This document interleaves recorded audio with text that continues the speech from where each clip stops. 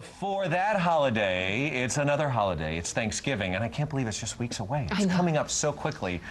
Halloween's over, and we're on to Thanksgiving. Kat.Cora is here. The celebrity chef is dropping by our kitchen. She's going to cook up some Cornish Game Hen for us. That's right. I've got some great pomegranate-glazed Cornish hens stuffed with wild rice. It's a fantastic, healthy option to turkey or just a bonus at the holidays. Love it. I'm going to gobble those up.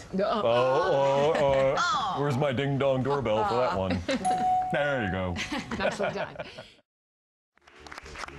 We are back. Well, you know her from movies and in television and modeling as well. The beautiful Natasha Henstridge is here. Welcome, Natasha. Thank you. We're going to talk about your movie and whatnot and everything else going on, but you have an interesting connection to another guest we have here today, Kat.Cora. Tell us about this. I am so starstruck by Kat. I can't even tell you. I saw her in the outside, and I was like, Kat, hi! Such a dork. But no, I was at the St. Jude Children's Research Hospital fundraiser. I think it was last year's one, and Kat donated her amazing talent for, one of those dinners, 8 or 10 people, and she comes to your house and cooks, and I just kept bidding, and I was like, and they were doing, the big open bids and stuff, and I think it went for about $1 gazillion. So I was out. Kat, do you remember that? I do. I do remember that. But we'll work something out. Did I just hook you up? I hear you're a big fan. So that's a verbal agreement. Everybody's got it on. We got it on tape here. Yeah, I gave David one of these. I got to get one from Nia. Come on, here. Don't let me hang. What? Come on, we got there. We go. Just hooking you up, hooking you up on the show. Cool. I can hang. See, when you have home and family all connected, you go places around here. Yeah, I like it. And next up, we have that chef. Kat.Cora is here, showing us how to make a Thanksgiving dish that does not include turkey. Our next guest made history as the first and only female Iron Chef and was recently inducted into the Culinary Hall of Fame. Please welcome Kat.Cora. Hey. And she's going to make an amazing Cornish Game Hen recipe for us. But first, we bid adieu to David. You're just going to blow us off, I see. Yeah, off and running. He does want a doggy bag, though. Well, you have plenty. My girlfriend said, "Can't we stay for the turkey?" I said, "No, I gotta go." But you could stay for the Cornish Game Hen. She said turkey. I like the Cornish Game Hen. Isn't it beautiful? Aren't you jealous? Well, off you go. Off you go. Thank you very much. Have a happy New Year. Take care. Thank you so much, David. Thank you. So this Cornish Game Hen is a pomegranate glaze, and we're going to stuff it with wild rice. So talk to me about that. Well, I mean, this is a fantastic option to turkey or even before or after the holidays, somewhere in between. And these are Cornish hen, and I think people get intimidated by the name. Cornish hen, it seems very fancy. Yes. Fancy pants. But they're like little chickens. Look, they're innocent. Little tiny chickens, and literally, they're inexpensive. They're probably about $3 or $4 a piece. So potentially a lot less expensive than getting a turkey. Absolutely, and easier to handle.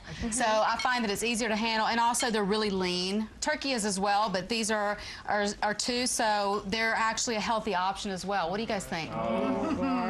Good, no talking, just a lot of moaning. I know, I was going to say, that's always a good sign. We've got a perfect new name for it, by the way. Do you want to tell them what it is? Come on. Come on, Natasha. And I called it the Cornish Henstridge. I like that. There you go. See? I couldn't help. I'm already making up for that St. Jude auction. So how do we get started? All right, so what we're going to do first is we're just going to start with the rice. Now this is, again, this is a wild rice. It takes probably about 45 minutes. You want to just start it off as a simmer, as a boil. Put it in, put the rice in, simmer it, a little bit of salt in the water. This seems like a lot healthier of an option than regular stuffing, too. Well, exactly. It's a lighter option. Wild rice definitely is healthier than if somebody's on a low-carb diet or wants to watch their carbs. This is a fantastic option as well with some wild rice. You could even use brown rice as well. And so what I do is I just put in some chopped onion. This goes right in, and this is you know, adds to the flavor, because we're trying to get those flavors. We're trying to build flavor as we go. So a little bit of seasoning, a little salt and cracked pepper, and then I've got a variety of herbs. Now this can be pretty much anything that you like. If you have some things on hand, I like to use up things that are hanging around. But so this is a very forgiving stuffing. Absolutely. You can put anything in it. You could put anything in it. Right now what I've got here is a little bit of thyme, a little bit of oregano, some parsley, just some various herbs. But look, if you've got some of that sage from Shirley? Sage, whatever you have on hand. If you've got some basil in the refrigerator you need to use up, or, you know, different herbs. So whatever you want to put in there works. And then you just give a good mix, and then you just take your Cornish hens. You want to make sure you take everything out, the neck, the livers, the kidneys, all that stuff that's usually in there. Similar to a turkey. That's exactly similar. And then you stuff the, you know, put it right in there. There you go. You're doing good. Do you cook a lot at home? Next to Cat Cora. You got it though. There you go. You just stuff You're it in so supportive. there. You know what? I love teaching, and I love teaching people, and just kind of taking them by the hand and saying, "Here, this is how you do it." So this is super easy. Now, once that stuff, just do a couple of those. By their legs in a second. Yeah, exactly. And then, you know, these are also fun, you know, with kids to have them. You know, they love this because they're small. You know, they're their size. They're small, and they're also elegant, and again, inexpensive for a dinner party. So if you wanted something again that's easy to handle, healthy, and a nice option, this is perfect. Well, it definitely appears to be more fancy than the actual recipe might imply, you know. But again, these are inexpensive, about $3 or $4 a piece, and again, they're just, you know, small chickens, even though they have a fancy name. So we're putting oil over the top. Right, a little bit of, just kind of give it a little bit of nice, you know, healthy fat to start it off with. You know, olive oil is a great option to butter. You know, it's really nice and healthy. And again, this just kind of starts, it's kind of a heat conductor. So it kind of starts the roasting process, gets it nice and brown and caramelized on top. And what I like to do is take, just take the little legs here, take a piece of, you know, kitchen string and just tie the legs up, which is kind of a quick, easy way of trussing. I got this from Martha Stewart, actually, because I was trussing some Cornish hens once, and I was doing it the fancy, really, you know, French classical way. And she came up and she said, are you trussing Cornish hen, Cat? And I said, you know, that's the Martha way. Are you trussing? And I said, yes, I am, Martha. And she goes, I have an easier way. So I said, it's your show, whatever you want to do. So, you know, you can just grab these. This kind of holds them in place and kind of gives it that nice tucked in look to it that you guys see when you're looking at it. Hey, look, if Martha says it's not necessary to do the full Let me tell you, exactly. We follow her lead, right? We'll follow her lead. Anything that's easier and makes it quick and easy in the kitchen.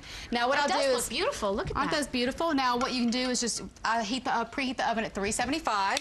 And I've got some, this is TV magic, obviously, in here already. I'm gonna have you throw that in. Pop those babies in there. And when they come out. And when, voila. I've been cooking all day, as you can tell. And I also, gorgeous. Voila. And though I like to also start them breast side down, and there's a reason for that. Because what happens is the juices all go into the breast. So you want to keep the breast really nice and juicy on your Cornish hens. And then basically you can do that with a chicken breast, you can do that with turkey, you can do that with a regular chicken. But that actually keeps, because this is all backbone. This is all bone. You don't want all the juices to just go right out through the bone. You want them to go right into the meat. Where you want to keep them in the meat, keep it nice and juicy. So what we can do is we can just flip these over. It's one of my favorite tricks, too. Look at that. I love that. You know what I'm talking about? You do that. I know you went, I do that. I was like, all right. And so there you have it. You've got these. This is about an hour for the Cornish hens. And you want to just, if you want to put a thermometer, you put it into the leg, because that's the dark meat. It takes longer to cook the dark meat than the white meat, which is the breast. And it needs to be about 175 or 180, about 1 hour, and they're ready to go. Okay, and I don't want to forget that one of the really cool ingredients for this stuffing are the chestnuts, right? Yes, the chestnuts. Now what we're going to do is, we did forget those, but what you have here is I've got these great chestnuts. Now the chestnuts come in, you know, nowadays you can get them in a jar. And basically, they are ready to go. They're already peeled. All you got to do, put them on a sheet tray, cook them for about 10 minutes on 350, and they're nice and toasty. Pop them in your Well, we're going to do that now. See, this is the part I forgot. But well, anyway, it's a really real quick. cool part of the recipe. Yeah, it is. It's great. I don't happen to enjoy chestnut, so I like it this way. But it makes it very, very festive and holiday with the chestnuts. It absolutely does. Can't you do it either way? You could do it either way, and also any of this leftover stuffing, just bake that as well. Put it in a little, baking dish, pop that in, and put it on the table to serve. And you can do this with almonds. You can do it with walnuts. You can do it with any nut. You can even put cranberries or something in it. So. Well, we are going to finish off these game hens and make them glazed-tacular when we come back. Yeah. We are back with Kat. We are going to get our pomegranate glaze on. Get a glaze on. Okay. Glaze on. So the pomegranate glaze part starts 15 minutes into the cooking. So what I do with the pomegranate, this is just juice. Now we can get pomegranate juice all day long now in the grocery stores, which is great. So great. This is great. And then a little balsamic. Now what I do is the balsamic already has a natural sugar in it, so I'll reduce this about halfway, and what you end up with is this beautiful syrup. Super easy. You could actually make some ahead too if you wanted to. So it just gets thick like that on its own as it reduces. Yeah, exactly. From all the sugar in the pomegranate, the natural sugars from the pomegranate juice and the balsamic vinegar.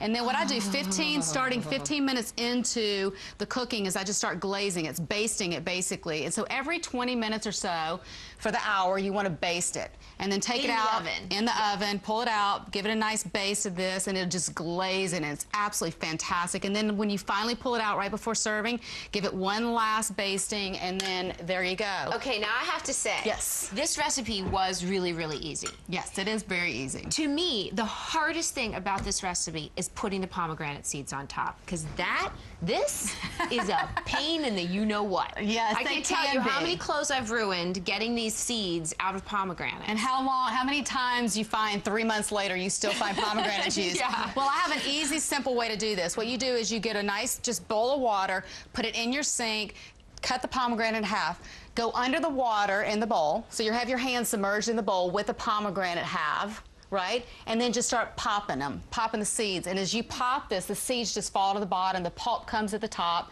skim off the pulp, and drain them. In 3 minutes. You have this, literally. You just changed my life. So you can wear an apron, but literally the sleeves of my clothes get ruined doing that. Too. I know. And so that's it. I mean, and it's super easy. And then it's just a little bit of pomegranate on top. And then we have these here that we've got a little bit of beautiful. Look at this. Just you could put anything under it as well. Gorgeous. You could do any kind of potato, vegetable, anything under there. The wild rice is inside. Very festive, an incredible holiday meal, Kat. Thank you so much. And your new line, is that your new food line? I do. We've got oils. This is all by Gaea? It's all by Gaea. This is a Greek. They're from the islands of Greece. This is actually we import them into the U.S. They're all, different olive oils from, Kalamata, from all the islands. We've got spreads, we've got sauces, I've got great olive oils, I've got a great balsamic, aged balsamic with thyme and honey. If they're yours, I'm sure they're fabulous. And tell me about your new app. Yes, I have an app, Cora's Kitchen. It's at the App Store, really inexpensive, $7.99. We've gotten #1 app for food and wine many times, and it's got videos, pictures, super easy to use. And it's fantastic for the holidays, and it does a lot of converting. So if you've got, a recipe that's 4 people, if you got 12 people coming over, it automatically converts it for you and prints out a grocery list. That is amazing. I love that. Well, for more information and to get all of her recipes, you can also go to her website, CatCora.com. And of course, as always, you can go to HallmarkChannel.com/Home&Family, and we'll have the recipe for this posted there as well. Thank you so much. Coming up, we're heading outside to learn more about a sport that is really increasing in popularity, badminton. It is an Olympic sport, and we have the Olympic gold medalist here with us today, Tony Gunawar.